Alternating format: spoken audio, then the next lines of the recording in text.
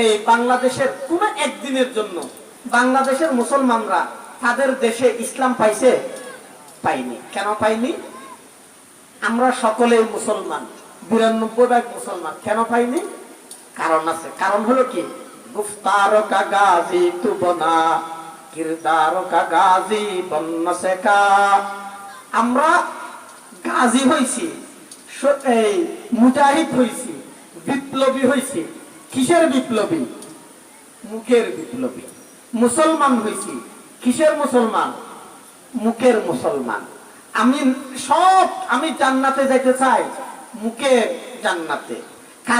কাজের ক্ষেত্রে আমরা যেরকম হওয়া দরকার, কাজের মুসলমান হইতে না পারার কারণে আজকে আমাদের দুনিয়াতেও বিফলতা। তো যে নিজের ঈমান, নিজের ইসলাম নিয়ে যে যতটুকু ঈমান দিয়ে দুনিয়াতে আমি আমার দাবিটা ৯২ মানুষ থাকার পরও আমি আমার দাবি প্রতিষ্ঠা করতে পারতেছি না, আমার দাবি মানাইতে পারতেছি না, আমি এই ইসলাম নিয়ে, এই ঈমান নিয়ে আখিরাতে সফল হয়ে যাব না। কারণ আল্লাহ পাক রব্বুল আলামিন তো বিশ্বাস করেন কিসে? কাজে। আল্লাহ পাক রব্বুল আলামিন বিশ্বাস করেন। আল্লাহকে বুঝাবে তো বহুত পরে।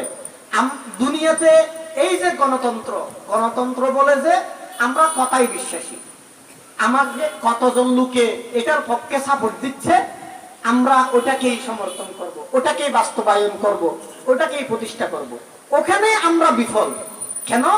যেগুলো মুখের দাবি হয় এগুলোর কোনো কাজ দুনিয়াতেই হয় না, এটার কোনো উপকারিতা, কোনো কার্যকারিতা নাই। এই জন্য আমি যদি আখিরাতে সফল হইতে হয়, তাহলে আপনি দুনিয়ার বিফলতা থেকে আপনি শিক্ষা নেন। আপনি দুনিয়াতে বিফল হচ্ছেন কেন? আপনি মুখের মুসলমান, আমি মুখের মুসলমান। আমাদের অধিকাংশই হলো কিসের মুসলমান? মুখের মুসলমান। ওই জন্য এই যে আমাদের বিফলতা, তাহলে আমরা আখিরাতেও যদি সফল হইতে চাই, এই মুখের মুসলমান থাকা অবস্থায় আমরা সফল হতে পারবো না। এই জিনিসটা আমাদেরকে সিরাত শিখায়। রাসূলুল্লাহ সাল্লাল্লাহু আলাইহি ওয়াসাল্লাম যেই দিন থেকে দুনিয়াতে এসেছেন, বিশেষ করে যেদিন থেকে রাসূলুল্লাহ সাল্লাল্লাহু আলাইহি ওয়াসাল্লাম নবুয়ত পেয়েছেন, সেদিন থেকে মৃত্যুর আগ মুহূর্ত পর্যন্ত রাসূল আমাদেরকে শুধু কথা বলার শিক্ষা দিয়ে গেছেন না, কাজ করার শিক্ষা দিয়ে গেছেন।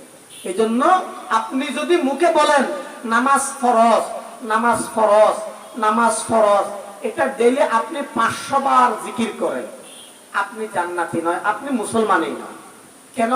ইসলাম তো মুখে বিশ্বাস করে না। ইসলাম হলো কিসে বিশ্বাস করে? কাজে। আপনি নামাজ ফরজ, এটা আপনার জীবনে একবারও বলেন নাই, মনে বিশ্বাস করেন এবং ডেইলি কি করেন? 5 ওয়াক্ত নামাজ পড়েন। তাহলে আপনি কি সফল কাম? আপনি মুসলমান। আর যদি মুখে 5 ওয়াক্ত ফরজ, 5 ওয়াক্ত ওরে যদি বলি 50 ওয়াক্ত ফরজ, ও 50 ওয়াক্ত ফরজ বলার জন্য তৈয়ার, কিন্তু মসজিদে একবারও আসার জন্য তৈয়ার নাই, তাহলে উনি কি মুসলমান হবে? হবে না। হাদিস শরীফে রাসূল করিম সাল্লাল্লাহু আলাইহি ওয়াসাল্লাম আমি যেখানেই কথা বলি, অন্য কোনো কথা বলি কিংবা না বলি, আমি চেষ্টা করি নামাজের কথাটা বলার। কারণ রাসূলুল্লাহ সাল্লাল্লাহু আলাইহি ওয়াসাল্লামের সিরতের সবচেয়ে গুরুত্বপূর্ণ দিক হলো নামাজ। নামাজ এটা রাসূলুল্লাহ সাল্লাল্লাহু আলাইহি ওয়াসাল্লামের এমন একটা সিরত, যেই সিরতটা আল্লাহ পাক রব্বুল আলামিন রাসূলুল্লাহ সাল্লাল্লাহু আলাইহি ওয়াসাল্লামকে দুনিয়াতে দেননি, জন্মগতভাবে ফিট করে দেননি, জিবরাইলের মারফতে পাঠাননি, বরং আল্লাহ পাক রব্বুল আলামিন রাসূলকে মেরাজে ডেকে নিয়ে গিয়ে নামাজটা দিয়েছেন। এটা এমন একটা সিরত। আর আজকে আমরা যারা সিরতুন নবী মানার লোক আছি, তাদের অবস্থা হলো আমরা তো রাসূলের সব সিরত মানার জন্য তৈয়ার আছি, কিন্তু নামাজ যেভাবে রাসূলুল্লাহ সাল্লাল্লাহু আলাইহি ওয়াসাল্লামের সিরত সেভাবে মানার জন্য তৈয়ার নেই। রাসূলের সিরত নামাজ 5 ওয়াক্ত না 4 ওয়াক্ত? আমরা নামাজ পড়ি কয় ওয়াক্ত? বেশিরভাগ হলো 4 ওয়াক্তের মুসল্লি। যারা সিরত মানে তাদের কথা বলতেছি। রাসূলের নামাজ মসজিদে না দোকানে না বাড়িতে? মসজিদে। আমরা ফজরের নামাজ মসজিদে পড়ি না বাড়িতে পড়ি? পড়ি না, অথবা পড়লে বাড়িতে পড়ি। তাহলে আপনি রাসূলের যেটা সবচেয়ে গুরুত্বপূর্ণ এবং রাসূলের যেটা বৈশিষ্ট্যের সিরত, সেটাই আমি লঙ্ঘন করতেছি। যদি এটা লঙ্ঘন করে কি হবে? হাদিস শরীফে রাসূলুল্লাহ সাল্লাল্লাহু আলাইহি সাল্লাম বলতেছেন, আল আহাদুল্লাযী বাইনানা ওয়া বাইনাহুম আস-সালাহ ফামান তারাকাহা ফাকাদ কাফার।